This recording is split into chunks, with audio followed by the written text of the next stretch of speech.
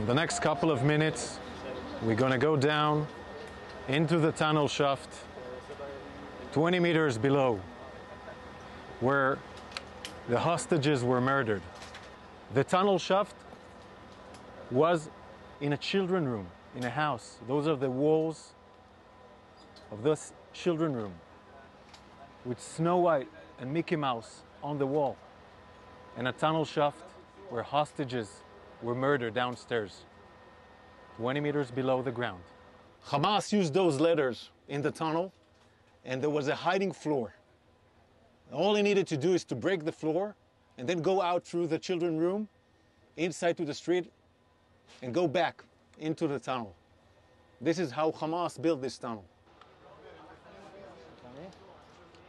The shaft goes down about 20 meters into the ground, using 4 separate letters. There, it connects to a narrow tunnel with no rooms that is so low you can't stand up straight in it. The tunnel is about 120 meters long and ends in a blocked iron door. This short blocked part of the tunnel is where the hostages were held and murdered. We know that between 2 to 6 terrorists were here with the hostages. We are gathering all the stuff here for forensics, for intelligence.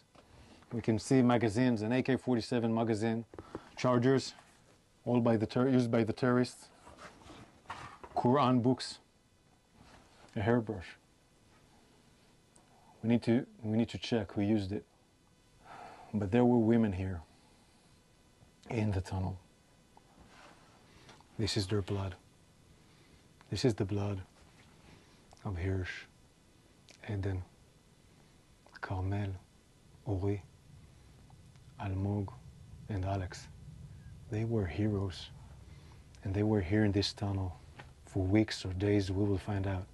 But they were here in this tunnel in horrific conditions, where there is no air to breathe, where you cannot stand. And they survived, but they were murdered by terrorists, and they're still hostages, 101. Some of them are alive in the same conditions, in tunnels like this, in Gaza. And we need to do everything we can, in all means, in all the means we can, to bring them back home alive.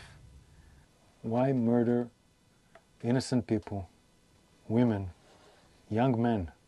They were all in the music festival, and Carmel was at their home in the kibbutz. Why murder them in a tunnel after they survived 11 months in horrific condition?